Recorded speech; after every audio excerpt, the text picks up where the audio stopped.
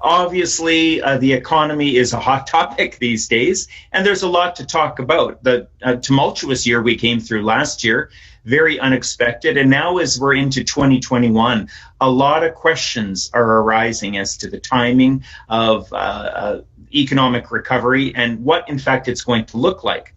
Let me go ahead and share my, hold on. Yes, I'm going to share my screen here in my presentation. And Matt, do you want to just give me a verbal okay that the big purple screen is up there? Yeah, you're good. Yeah, we can see that. That's good. Thanks. All right. Thank you. So the title of my presentation, Alberta's Economy 2021, Tools to Help Make Sense of It All. I love this quote here from President Dwight Eisenhower. Plans are useless, but planning is indispensable.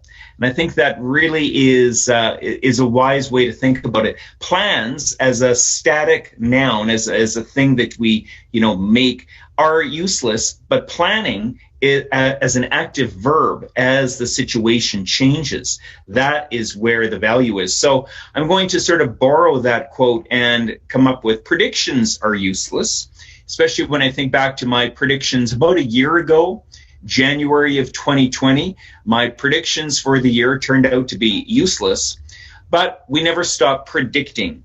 In other words, we change our predictions. We actively are always revising and looking at new data as the situation changes. And we saw a lot of change in 2020. The tools that I'm going to use this morning to help us understand what's going on in Alberta's economy this year, they don't look much like the tools in the carpenter's tool belt, but rather the butterfly, the alphabet, and a 4-layer sponge cake. These are going to help us understand some of the really interesting dynamics that I think are going to shape this year for Alberta. Let's start, first of all, with the butterfly. Now, many of you have no doubt heard of the butterfly effect, this notion taken from chaos theory. The saying goes that a butterfly flaps its wings in Africa and it creates a hurricane somewhere else in the world.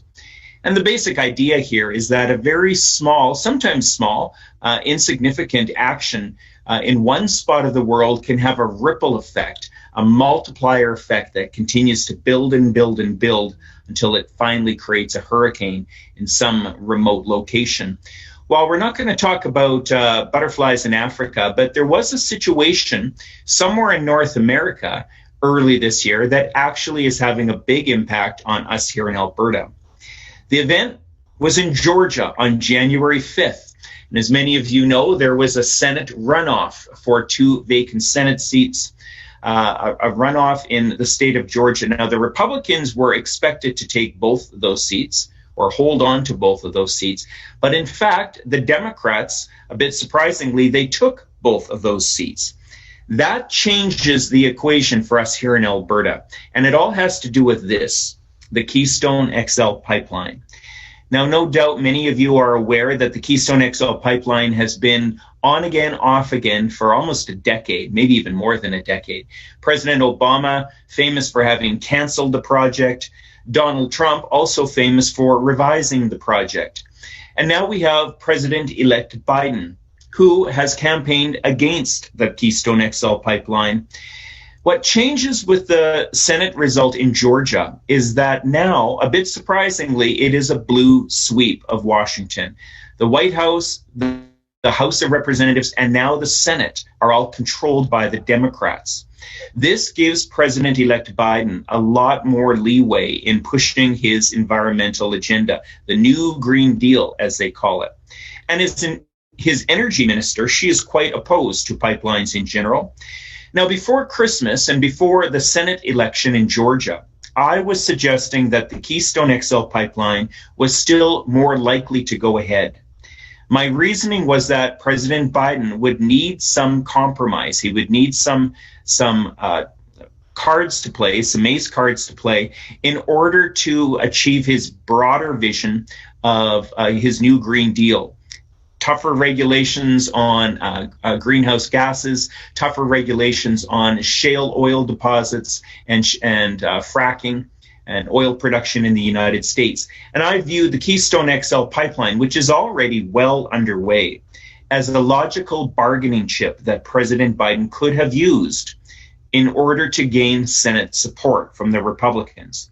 But now, with the Democrats controlling the Senate, he is not nearly as much in need of that bargaining chip anymore. And to me, this puts the future of the Keystone XL Pipeline in serious question. If before Christmas I was saying it was more likely to go ahead, I am now suggesting it is less likely to go ahead. Now, that is causing some alarm here in Alberta, because obviously when we think about capacity, access to markets for our oil, the Keystone XL Pipeline for a decade was expected to be a big part of that. The ability to move our heavy oil, our bitumen, from a gathering point at Hardisty, Alberta, down to the Gulf Coast. But I don't think that when we think about the energy sector in Alberta and the Biden administration, even if Keystone is canceled, I would still suggest that on balance, there's probably more good news for our industry than bad news. The Keystone XL Pipeline is a negative. But when we think about Alberta's competitive position relative to the United States, part of the big challenge during the Trump era was that Donald Trump had reduced regulation and eliminated a lot of the barriers to capital flowing into fracking and to shale oils in the United States. That had put Canada at a real competitive disadvantage. And that's why for 4 years we've seen a lot of outflow of capital, of money, of drilling rigs, of people stateside, because it is more competitive. President-elect Biden and the new Green Deal could change all of that and is likely to make the playing field much more even for Canada. In other words, without us here in Canada having to do a single thing, we are now gaining a competitive advantage relative to the United States. And it is because of President-elect Biden's strong platform on the environment, the tougher regulations on fracking and on shale oil extraction. The other reason why I think Alberta, on balance, the Biden election or the Biden win is good news, is that oil prices are likely to firm up. Remember that Mr. Biden's policies around the energy industry are likely to be more restrictive. That is going to reduce the amount of shale and shale oil production and fracking that we see. That is going to, in my belief, curtail some supply from the United States, from those American drillers, and that, on balance, should help push up prices. So, I mean, it's a bit of a complicated calculus when you think about all of the different variables and the different effects. But I don't think, even if we do see the Keystone XL Pipeline canceled, I think the Biden administration and the new Green Deal actually offer more optimism than pessimism for our industry. All right, the second tool that I want to use to talk about the economy this year, the alphabet. Now, as many of you know, economists, we love using letters of the alphabet to describe recessions and recoveries. We often talk about a V-shaped recovery. This is how I would depict the recession of 2008, 2009. That financial crisis, that global financial crisis for Alberta, it was a very steep, a very deep recession, but a very rapid rebound in 2010, a classic kind of V-shape. Sometimes we talk about a U-shaped recovery, where it takes a lot longer for the economy to get going again. Sometimes it's a W, a double dip recession. Sometimes it's the dreaded L-shaped recession, where there is really just no recovery anytime on the horizon. But in this recession, and in 2021, the letter we want to talk about is this one here, K. And K is kind of a new letter of the alphabet that economists have been using. New to describe what's happening in 2021, and not just in Alberta, but globally. And let me explain. Back at the beginning of 2020, we saw in March the COVID-19 pandemic dig its heels in, a very sudden and abrupt closure of the economy here in Alberta, across the country, across the world, really. And that led in the second quarter of 2020, that April, May, June period, a very steep and abrupt drop in economic activity. In Alberta, that drop was probably close to 10 to 15%, as we just saw a very instant shutdown of the economy. Q3 and Q4, in other words, the second half of 2020, we saw some stabilization. In other words, things didn't spiral downward any further, but they also did not recover. The stabilizing effect, I think, was largely due to the government support programs, the CERB, the CEBA, the CEWS, all of the different acronyms we use to describe the immediate financial aid for individuals and also for businesses. That was absolutely pivotal in stabilizing the economy. Into 2021, now we've got some interesting questions related to the rollout of the vaccine, and I'll talk a bit more about that later. But the vaccine we do know is being rolled out, but it's creating some questions around the timing. When do we see the economy opening back up? When are we able to achieve herd immunity? All of those things still remain uncertain, but we're pretty confident that by the second half of 2021, in other words, after the summer, into the fall and winter, that we will see the economy start to open up. And then we start to see a bifurcation. Bifurcation, a great word economists like to use, meaning things branch off in two different directions. There is going to be a strong recovery for some workers, particularly knowledge workers, professional occupations, basically higher income earners. Throughout COVID, we've talked a lot about people working from home. And in fact, it is only about 25 to 30% of Canadian workers that are actually able to work from home. Their jobs allow them to work from home. They have the technology to work remotely. And those workers tend to be higher income. And generally speaking, they have been disrupted less by COVID. Now, their lives have been disrupted for sure. They've had to stay at home. They've had to do homeschooling, all kinds of things restricting mobility. I don't want to suggest it's been easy, but generally their income and their jobs have not been disrupted to the same degree. When we see the recovery in the second half of 2021, their recovery is going to be swifter and it is going to be stronger. And for some of those workers, it is going to feel like the roaring 20s. They've amassed a lot of savings. 2020 was a record year, in fact, for household savings, about $200 billion, about 10% of the economy, has been stashed away in people's savings account. But that $200 billion has not been spread evenly across all Canadians. It's tended to be concentrated by those workers who did not lose work. And they've been saving money basically because they haven't had anything really to spend money on. They haven't been able to travel. They haven't been able to go out and do things that they'd normally like to do, like eating out or sporting events. So almost by default, they've been saving money. When the economy opens up, these workers are likely to experience a bit of a bonanza, a stronger recovery. They are going to, my guess is, be very, very happy to get out there spending money again on all of those activities that they were not allowed to do during COVID. However, there is another story, a less happy story to talk about, a non-recovery for other workers. And this could be quite troubling, quite worrying. Mostly concentrated in the service sector, in industries like food and beverage, things like accommodation, aspects of the construction industry, the energy industry, some in healthcare. Most of these jobs part-time, most of them lower skill set and lower income. These are the workers that were hit hardest by the lockdown in 2020 and continuing into 2021. The unemployment rate is close to 20% in some of these sectors. And the only reason a lot of these workers have been able to get by at all is because of the government income support. But we know those income support programs are going to come to an end at some point in 2021. They have to come to an end. And that, in fact, could push a lot of these workers into more dire circumstance. A lot of those jobs in the service sector, restaurants, for example, or some retail jobs, some jobs still in tourism, they're not likely to come back anytime soon. Certainly not as immediately as the second half of 2021. So that could push a non-recovery for other workers where, in fact, they still aren't working and the government income support ends.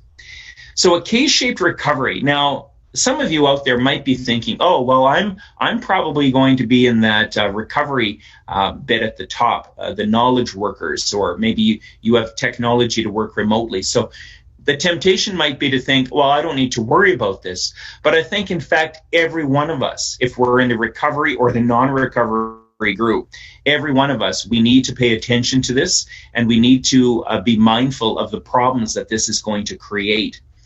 Already before COVID, there has been a growing disparity of income and opportunity across the OECD countries. Some countries like the United States, that income gap is wider.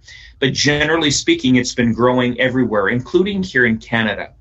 And my worry is that the COVID pandemic and post-COVID recovery, we are going to see an acceleration of that income gap.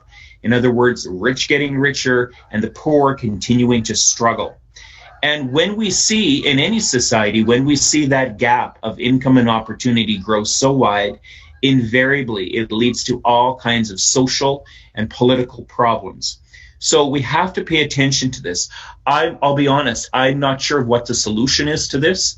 I think at some point in the future, probably in 2022 or beyond, we as Canadians are going to have an adult conversation about revising our system of income support, which right now is kind of a hodgepodge, patchwork quilt across all levels of government, dozens and dozens and dozens of income support programs.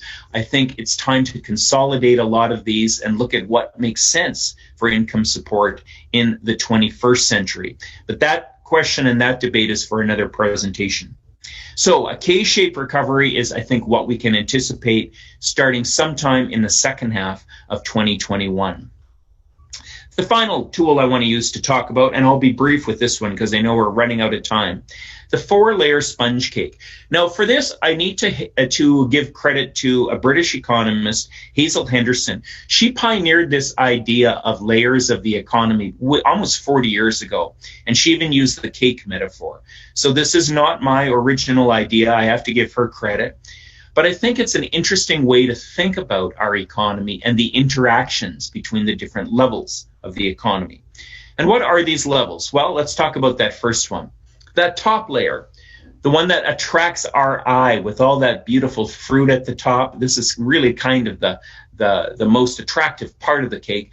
That's the market economy, otherwise known as the private sector. And usually when we talk about the economy, this is what we're talking about.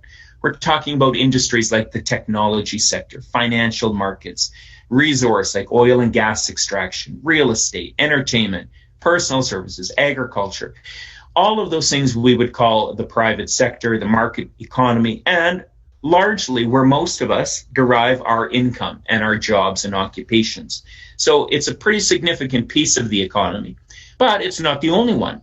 Supporting that, the next layer down, the non-market economy, also known as the public sector. These are things that are also really important that we have in place. Things like infrastructure, public education, universities, roads, public transport, aspects of the arts and culture, healthcare, parks, fire, police. These are things that are so essential, in fact, that generally we don't allow the free market to manage because we tend to underproduce them. Instead, these public goods, as economists call them, are generally best operated with through government. Collectively, as citizens, we allow governments to tax us to pay for these things that support the market economy on top. But underneath that, the third layer is one that I think often gets the least amount of attention, but perhaps in the 21st century is going to become even more important, the social economy, also known as the community. This is your network of family, of friends. These are volunteers in the economy. Public health and wellness. This is where the COVID pandemic would live. Faith communities, charity, altruism, social organizations. If these things, like public health and wellness, if some of these things break down, we start to see the other two layers of the economy on top of it not being able to operate optimally. And finally, at the very bottom, one that is often forgotten, but not by many people, in fact, is the natural environment, also known as the planet. This is our fresh air, freshwater resources, healthy oceans, soil, forests and trees, land use, carbon sinks, and this is where the debate around climate change and greenhouse gases is. So all of these levels of the economy are important in supporting the market economy at the top. Now, sometimes when we think about these four layers of the economy, we can think about the order of foundation. And I've put the word foundation in quotations on purpose.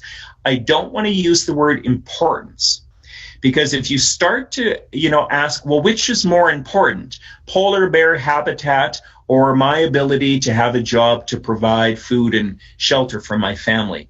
You often hear, especially debates around climate change, you often hear it kind of devolve into that. What's more important?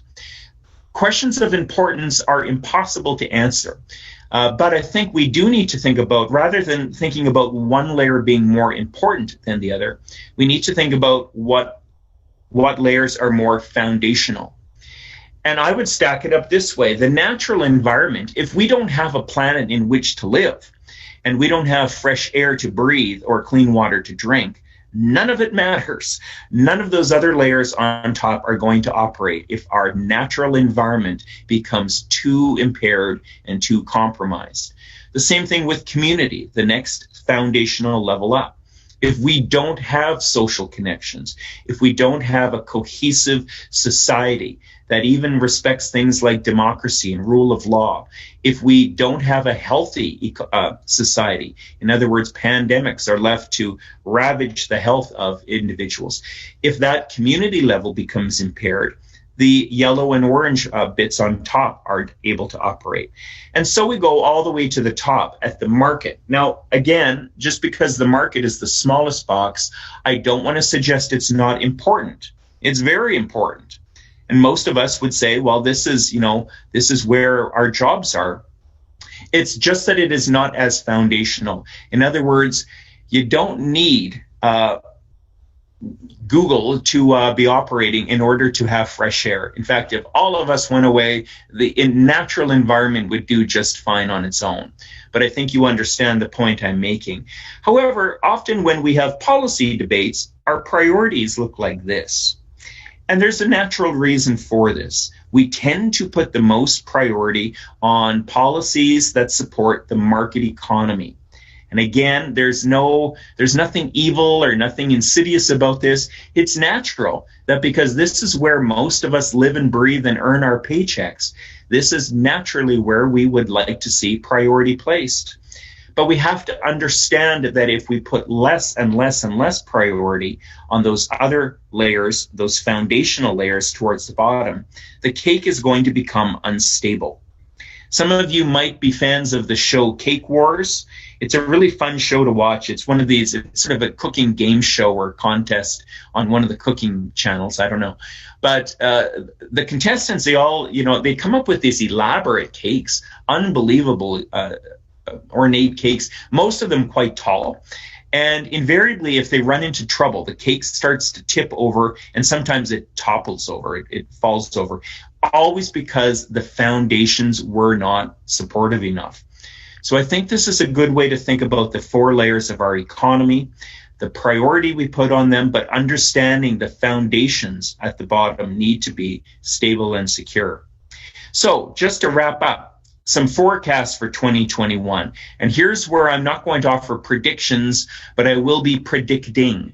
In other words, this is an active verb, and I'm more than happy to alter my predicting as the year unfolds.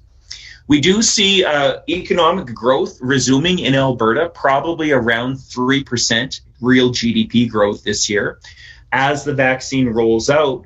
But there are serious questions about the timing and the coverage of the vaccine. We know at the moment that health services are busy trying to get as many vaccines into people as possible. I would suggest we are, as a country and as a province, we're probably behind where we thought we would be.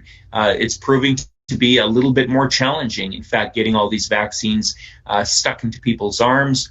But so the timing of the vaccine rollout matters. Also, coverage matters. And here is, I'm a little bit concerned about the recent polls I've heard. 66% of Canadians in a recent poll said without question they will get the vaccine. But that leaves 34% of Canadians that are unsure or decidedly not going to get the vaccine. Now, the epidemiologists, they tell us that in order for us as a society to achieve herd immunity, we need 60 to 70% vaccination. We don't need 100%, but we need to get to that 60 to 70% level. But we're only at 66% who said they're going to do it for sure. So I think there is some question out there about if we have insufficient coverage. In other words, if too few people are willing to take the vaccine, that could, I think it's going to delay the economic recovery because it will delay the ability of government to reopen the economy. So there's some questions there, but I think they'll get sorted out. We do see that growth slow in the first half of 2021, but then picking up quite sharply in the second half. The jobless rate is going to remain high, probably around double digits. But again, it will matter who you are. Think about that K-shaped recovery. If you're in that top part, the unemployment rate is likely to fall back down to 6 or 7%, not too far off normal, in fact. But if you are not in that group, if you're in that lower income group, the unemployment rate could still remain well above 10%, maybe even around 15%. So it matters who you are and what industry you're in. The energy sector is mostly stable, but at a low level. So even with the downturn we saw in oil prices 6 or 7 years ago, 2015, the energy sector has struggled in Alberta. It's really almost a shadow of what it used to be in terms of how much capital is going into new projects. But I do think we will see it stabilize. We're seeing oil prices well above $50 a barrel in recent days, some of that due to Saudi Arabia's commitment to withhold some oil. But I also think that the Biden administration and the tougher rules around oil extraction in the U.S. have also pushed those oil prices up. But it is, so I think we will see some stability, but at a lower level than what we would have seen maybe 10 years ago. And the good news, the economy is going to continue to evolve and adapt as we move through COVID and into the post-COVID economy. And very quickly, I'm going to give my top 3 sectors where I see a lot of activity and a lot of growth this year and beyond. The first, technology and digital sectors. Now, this is not new to Alberta. We've had a tech sector here long before COVID, but we are early days, I think, at least compared to other places around the world like Waterloo, Ontario, or Vancouver, or Austin, Texas. But we are growing our tech sector. We've had some very high-profile tech companies like here in Calgary, Benevity, achieving that billion-dollar valuation status, that quote unicorn of a tech sector. And I think that is going to continue to support growth and attracting new tech sectors. So that's the first one. The second one, agriculture and agri-foods. Now, I've always been a big fan of agriculture as a growth industry in Alberta. The traditional agriculture, that's the wheat, the canola, the cattle, that's mostly stable. But where we're going to see more growth is in approximately 30% of farm cash receipts that is now being represented by a growing diversity of new kinds of crops, some of them new to Alberta, some of them not so new. But we are seeing greater diversity, things like cannabis, things like pulses and beans and chickpeas, things like vegetables, notably potatoes. And then we springboard from that into agri-foods. This is the manufacturing piece of agriculture, food and beverage processing, which has now overtaken refined petroleum in Alberta in terms of value. And I think it's only going to continue to grow. And finally, renewable energy and clean energy technologies.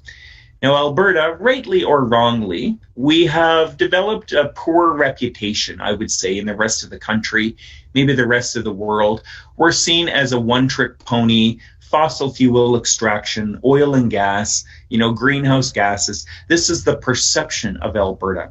But I think the reality is that we are increasingly developing a very, very strong renewable energy sector and clean energy technologies. And some of it isn't even new. When we think about wind, technology or wind power. The first wind farm was built in Alberta 28 years ago, which, if you think about it, I mean, that's kind of a mature industry already. This isn't a startup. But we are investing as a province. We're seeing more and more activity, more and more interest in things like geothermal energy, also hydrogen. Now, we are early days in those, but I think there's a lot of scope for growth. But also clean energy technologies. So here is where we are applying technology to our traditional hydrocarbon industries, oil and gas, to make them far more environmentally acceptable and far less carbon intensive. So things like carbon capture. So all of these things, I think, are a growth industry in Alberta. They are not replacing oil and gas, but they are adding to oil and gas, diversifying our energy industry, diversifying our economy, and hopefully working to repair some of the reputational damage. That's at least what I'm hoping, that Alberta, I think, has suffered in the past. All right. So with that, I want to conclude. I want to thank you for your attention. A very quick little plug for a podcast that I have. We released the first season in 2020. It's called The Future Of. And in each episode, I interview very interesting guests talking about the future of all kinds of different sectors of the economy and different aspects of the economy. We are launching season 2 in February, so you can check that out. If you want to listen online, you can go to atb.com/thefutureof, or you can always download the podcast on your podcasting app. So with that, I will stop sharing my screen. And I've gone a little bit longer, but I think we still have lots of time for Q&A, so I'll turn it over to Matt to moderate some of that. That's great. Thanks, Todd. I could listen to you speak all day, so that's great. Thank you for the presentation. It really is. It's great, and there are lots of questions that have come in, so I'll sort of approach them in the order that they arrive to us. And so the first one was around, about that focus on the oil and gas industry and supporting the oil and gas industry, and whether it be around mitigation for environmental damage in abandoned wells or exploring further oil fields. Like, the question really comes down to, should perhaps focus be placed on tourism development and hoping that should we diversify? This question of diversifying has been around forever, and I've been an economist in Alberta now for over 30 years, and the question's never really gone away. We tend to drop the question about diversifying when the economy is booming, and then when the economy is in trouble, the only thing that grows are seminars and conferences about how do we diversify the economy. And now it's the same question. I think rather than talking about diversifying, we need to talk about, because the lack of diversity is not really the problem. The lack of stability is the problem. The most economically diverse province in Canada is Manitoba. Wow. And I don't know if anyone, no disrespect to Manitoba, it's a lovely place, but I don't know if anyone really aspires to be, economically, if we could just be Manitoba. So it isn't really diversity that's Alberta's problem, it's instability. Because our dominant industry, oil and gas, is subject to these wild ups and downs. So yeah, we do look at, well, how can we diversify the energy sector itself so it's not quite so dependent on one particular price, being crude oil. So diversifying Alberta's energy industry itself, I talked about renewables, I talked about clean energy tech. But yeah, other industries, technology and digital, tourism, agriculture, agri-foods. The challenge we have here in Alberta is that we could grow the biggest tech sector in the world, which would provide a lot of jobs, but it doesn't replace provincial government revenue. This is the hole we've dug ourselves into. Oil and gas is unique because that used to pay an enormous amount to our provincial coffers in terms of royalties. And we pay for a lot of stuff here in Alberta.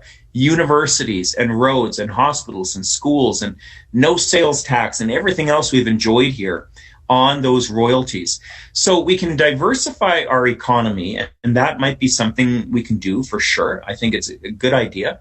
But we also recognize that it doesn't solve the problem of undiversified provincial government revenue. That's, I think, the bigger problem. And I mean, on that specific point, can you see a provincial sales tax becoming part of the... Well, I have to remain... Yeah, it veers dangerously into politics, and I have to kind of avoid that. But every economist you talk to would advocate a consumption tax. That should be the very first kind of tax we look at. Let's get rid of these other kinds of tax on income or investment if we could.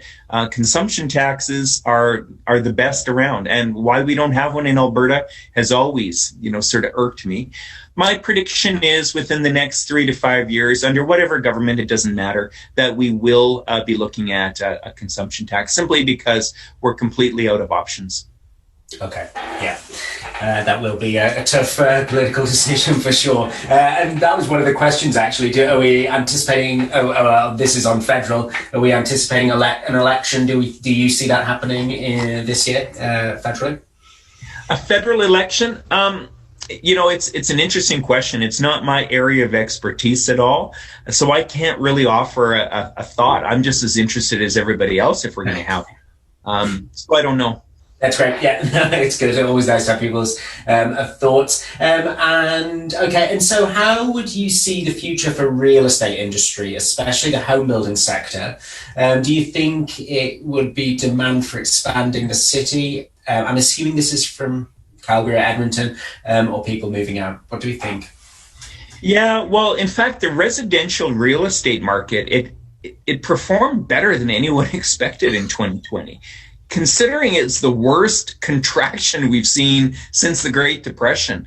Housing prices barely wobbled. I mean, albeit, we kind of came into COVID sort of hobbling along as an economy, so it wasn't rip-roaring, but it held on okay. And I think in 2021, again, depending on the timing of that recovery, I think we could see, some of those people on the top end of the K recovery, the ones with money to spend, they might say now's the time to pull the trigger and build that home we've always wanted to build, or buy that condo downtown that we've always wanted to buy. So, I don't want to say I'm wildly optimistic about the residential retail, but I'm also not pessimistic. I think it actually might surprise us and do better than we think. And low interest rates are not going anywhere. So that will be very supportive of residential real estate. Yeah, definitely. There was surprising things happening there. I mean, is there a fear that once some of this government support ends for individuals that we may see that impact through to real estate? We will, but the people who are going to be hardest hit by the downside of the K are at least likely to be homeowners. They're going to be more renters, So it's a real question. What is going to happen to huge swaths of the population that are going to be unemployed? They probably will be carrying some debt, and those government support programs, end. But for real estate, I think you're more interested in that top end of the K, because those tend to be the ones who get into home ownership, buy homes, build homes. Yeah. Thanks. And I know you mentioned that K, and it's going to be different for different groups, the nature of the recovery. And you may not have thought about this. I'm based in Brooks here, down in southeast Alberta, a rural community. Do you see potentially a rural-urban, any differences in the recovery in the future, or unique challenges that we're going to see in rural communities? Yeah, it's a really interesting question, because in some ways COVID may reverse this concentration into the urban core that we had been seeing as a general trend for 40 years, kind of a hollowing out of rural Alberta and a concentration into the big cities, because generally that's where the jobs were, and a concentration in the downtown core. But even before COVID, that was already starting to, ease up a little bit. And now, as we move through COVID, the idea that, well, actually, I don't need to, move my body into a downtown core anymore, at least not every day. Real estate, far less expensive in some of those rural areas. The idea that, well, maybe I could, live in Brooks and come into downtown Calgary once a week for some meetings, but otherwise I can work at home. I can have a bigger house, all these things around a smaller community that are appealing to a lot of folks. So we could start to see some of that. I don't know. So far, I don't think there's evidence that we are seeing it, but it could still happen. We're still, kind of halfway through COVID here, so. Yeah, it's interesting. Like before living in Brooks, I was living in London, and I know that amongst my friends there, it's making them ask questions. Like they were facing this downtown commute every day, and obviously it's not as bad in Calgary and Edmonton, but you can look at being further afield, certainly if you've got to make that trip once or twice a week. Okay, there are still lots of questions. If you've got time to take them, Todd. Yeah, I got time for sure. Perfect. So someone comments, I've read that it might be until 2023 or later until the economy fully recovers to normal pre-COVID levels. What do you think will be the industries or activities that will most drive this recovery? I know you mentioned some of those. Will anything we used to do and put priority on no longer be around? Yeah, well, when we think about Alberta, it's, we can talk about getting back to, recovery in a couple of ways. One is, when does the size of the economy, just the dollar value of everything we're producing and the goods and services, when does the size return to pre-COVID levels? And I think that we are looking at probably 23 or 24 before that happens. But then getting back to normal, I don't think the economy is ever going back to the composition of what it looked like pre-COVID. In other words, I think we are going to see new industries taking up the mantle of growth. Our energy industry, our traditional hydrocarbon production, I describe that as a backbone, but not a growth engine. And that had been a growth engine for decades in this province. It's taking on a new role. It's a backbone. You don't ignore your backbone. You want to make sure that's in good shape. But the growth is going to come from these other sectors, renewable and clean energy technologies. And I'm so optimistic for Alberta to become a world leader in these things, because I see it coming not necessarily from government. I see it coming from the business community. This is where there's a lot of buzz around how can we transform what we're doing here in Alberta and become a leader for not just Canada, but for the rest of the world in solving these problems around greenhouse gases. So I would say that one. But yeah, agriculture and agri-foods and technology and digital, the three that I outlined. I think by 23, 24, they are going to be much larger in size. So we will return to the size of our economy, but the composition does look different. Okay. Yeah, and it sounds from what you say that you expect it perhaps to be broader. Aspects. Excellent, thank you. We do have quite, and I'm sure you have this quite often when you speak, we do have quite a few political sort of questions that I'm just not sure how. Well, you can ask them. I don't know if I can answer them, but I'd love to hear what's on people's minds. So. Okay. So speak to irrational government spending and central bank printing, stoking rising interest rates and inflation. Well, that's everything around central banking and monetary policy. And this is a really interesting period of time. In fact, I was just listening in on a webinar that the Bank of Canada was holding yesterday, and they had a special guest, one of the governors of the U.S. Federal Reserve, but basically talking about where does monetary policy go from here on in?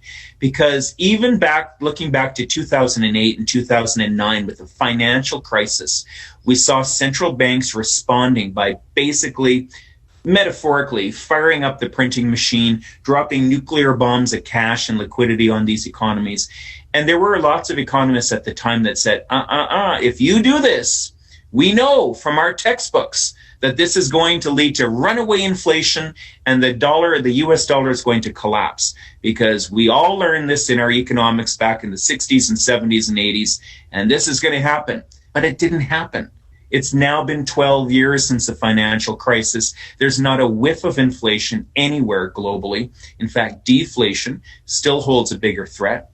So it's really led a lot of economists to challenge the dogma. They would call it dogma, or I might just call it the conventional thinking from the 20th century around what happens if you print money. And create more cash, because what's happened in the last 12 years has really challenged what we've always held as a truth. And I have to admit, as an economist, I used to work for the Bank of Canada. I feel my own dogma. I was in university back in the 80s, and this was pounded into our heads. The Phillips curve and everything else. You have to really control the money supply, or you're going to create big problems. But now a whole branch of thinking, modern monetary theory, is challenging all this notion. So I think monetary policy and what central banks do going forward is really being questioned. It's being challenged. We've amassed so much government debt. The modern monetary theorists are saying we don't need to worry about debt. If we have things to pay for, print money and pay for it. But the others, like me, are still saying that's still going to cause some problems. So I don't know if I have any answers to this, but I think we are at a really interesting point in history going forward. A lot of those textbooks are going to be rewritten, I think, over the next decade as we find out what happens when central banks continue to print money and push cash onto the economy. That's an interesting thought. Yeah, it's sort of not worrying, but I think any time when received wisdom is questioned, it's difficult. Yeah. Given your comments, this comes from Alan. Given your comments on government revenues, how much of a drag do you see coming from provincial fiscal consolidation in the coming years? Fiscal consolidation. Provincial fiscal consolidation in the coming years. I think probably talking about government spending cuts. Do we see? Yeah, well, the one thing we do know from economic textbooks that still holds true is that anytime, government spending contracts or taxes go up, that does act as a drag on the economy. So either way, I mean, if you achieve fiscal balance in Alberta by reducing spending or raising taxes, reasonable people will debate which is the right way to do it. Either way, you don't get around the problem of it is going to constrict your economy in some way. So I know the current government, I mean, they're not here to speak to it, but I don't think they would be unabashed. They see the best way to go about doing this is to reduce the size of government. My guess is they may, sort of go a bit slower on some of that now that we're into COVID and post-COVID, simply because the economy really is quite fragile. But you also hear Premier Kenney saying things like now is not the time for a sales tax. Now, you notice he leaves himself a little bit of wiggle room in saying now is not the time. I don't hear him saying never a sales tax, but I would agree with him. Now is not the time for a new tax. But by the same logic, it's probably not the time for, massive reduction in government spending. I think we have to be much slower and more patient with this. And I know that's tough for people to deal with. But our economy, the fragility of our economy right now is that's, I think, what we need to pay attention to. Perfect. Thanks so much, Todd. And as we're coming up to sort of not very long left here, I'll just take one final question if you have time for that. And it really speaks to the group of people that we have here on the call. What role do you really see small businesses playing in the economic recovery? Like, is this such an important role? I mean, small business has always been really a backbone of our economy. It doesn't get the headlines that the big giant oil companies get or the giant tech companies get. For obvious reasons, they're easy to, just look at a one company. But small businesses, they are really the lifeblood of what's going on.